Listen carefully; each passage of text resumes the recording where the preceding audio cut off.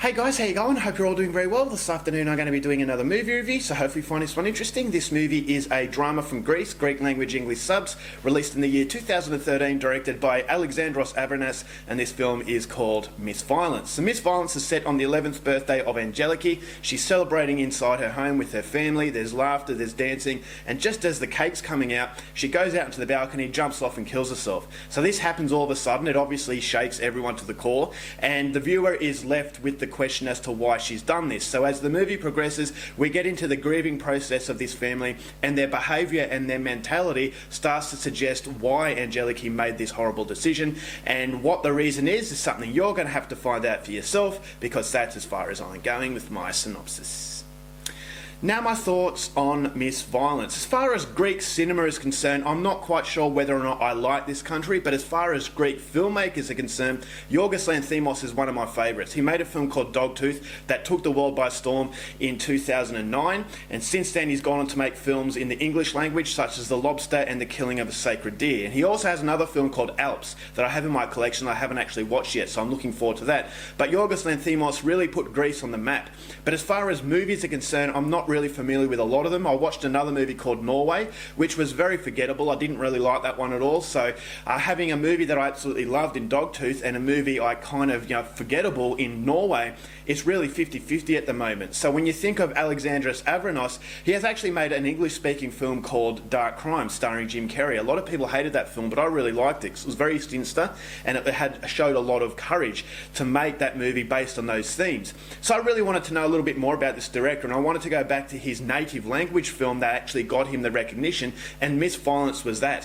So as far as these movies are concerned, Dogtooth really got a lot of attention, whereas Miss Violence has really gone under the radar as far as I'm concerned. So I was umming and ahhing about whether or not Alexandros Avranas would actually prove another disturbing film just as Dark Crimes, or was this going to be a movie like Norway in that it was very forgettable. And after watching this film, I will say that this is easily in the top 5 of my most disturbing movies ever made. This is a film that shook me to the core, and it shook me to the core because it was expertly crafted. This was an absolutely phenomenal film.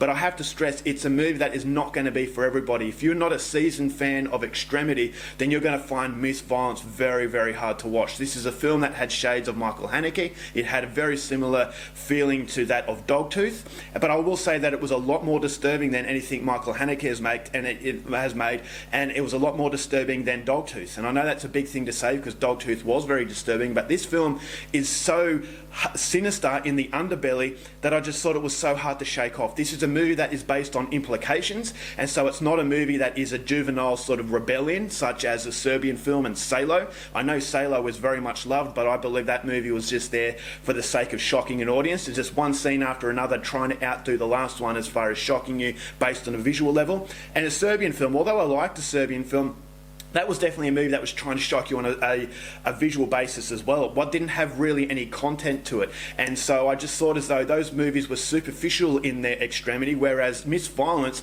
doesn't really show you too much as far as the extremeness, the extremity is concerned, but it hits you so hard because it's all about implication. It's all about the attention to the fine details. This is a film that does go very, very slow, but it's very slow for a very good reason, and that reason is to allow the atmosphere to slowly seep under your skin and make the hairs on the back of your neck stand up. And I thought it was absolutely expertly done, is because it's coming through very naturally, and it's showcasing that the underbelly of evil. In that, on the visual sense in this movie, it's a monotonous family. This family seem like everyday people, but then on the underbelly you start to sense that something is terribly wrong, and it's that fine level of details that come into it where it might be a mannerism from one of the family members, or something that a family member might say, where you start to think, okay, something is not right. I'm feeling very uncomfortable. But then the further the movie goes on, the more intense the situation gets. And you want to see what happens, because at the start of the film it begs the big question: why did Angeliki jump off the balcony? Is that it was a very shocking start, and you think to yourself, wow, what was that all about? And then as the movie starts to progress, you start to get clues as to what that was about. So it captures your interest from the very first minute, and it doesn't let up until the very shocking ending. And so this is a film where the family appear to be your next door neighbours. They could be your friends. They could be see the people you pass on the street and you don't even take a second glance to because they seem normal, but on the underbelly there is something so much darker going on, which makes it scarier. Is that these are people that aren't painted as monsters, these are people painted as everyday people.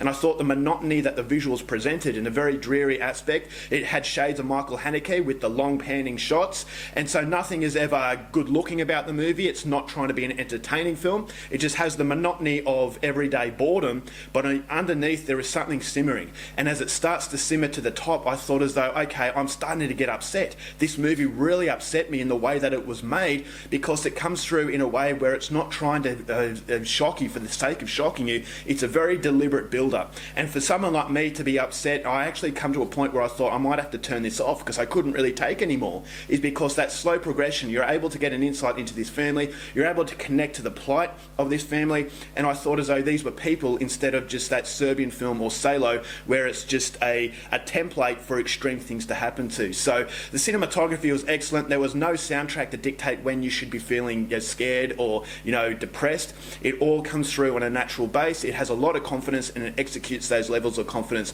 to a very, very satisfying level. I wouldn't say this is a movie that you'll enjoy. It's a movie that you really endure. It's an endurance test. It's right up there with Irreversible. Irreversible shocked you with some scenes of violence, but this movie, as I said, it shocks you with the things that you can't really see. And so when things are happening, you rewind yourself back to a particular moment in the film and it makes that particular moment even more disturbing. And so I thought that was all fantastic. And as I said, the parallel between good and evil with this family I thought was terrifying as well, because on one hand you have that monotonous family life, the routine, the love, the seemingly sort of love that they have for each other, but on the underbelly, this is the monster that hides in the corner of the room. This is the monster that people want to turn a blind eye to. We all want our lives to amount to a fluffy romance comedy where everything is happily ever after, but that's not reality.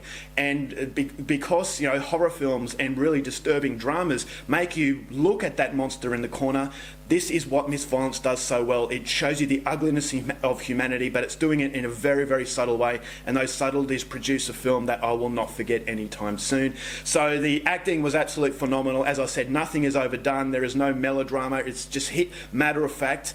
It's a matter-of-fact sort of film. It's a very, very slow burn film, so you have to be very careful of that. I know a lot of people might get bored with this, but if you like your European cinema where it's all about the fine details, then I'm sure you're going to get a lot out of this film. But I have to stress, it is an extreme film. There is some scenes of violence that is very hard to take, but majority of it is what you can't see, so it moulds that sort of monster inside your head. If I have a problem with this movie, it does seem like a lot like Dogtooth. The actual atmosphere, although it was great, I kept feeling as though this is a sequel to Dogtooth, so it's not quite as original as it would have been if Dogtooth didn't exist. It just had that same sort of monotony to it. It just the everyday life, but that really dark underbelly. So it is a lot like Dogtooth, and so if you like Dogtooth, you're going to like this film. But I just think it's a lot more disturbing than Dogtooth. It's a lot more disturbing than those other films I just mentioned, because it takes a very taboo subject, but it does it in a way that's not a juvenile rebellion.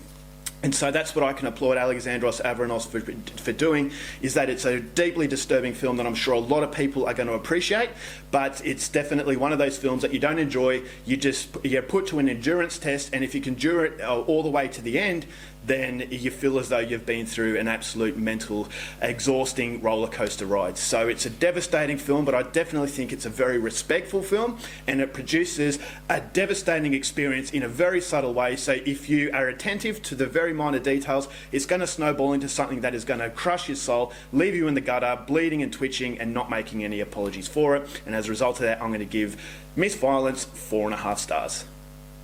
Alright guys, that's it for my review. Hope you enjoyed it. Till next time, keep watching movies, and I'll see you later.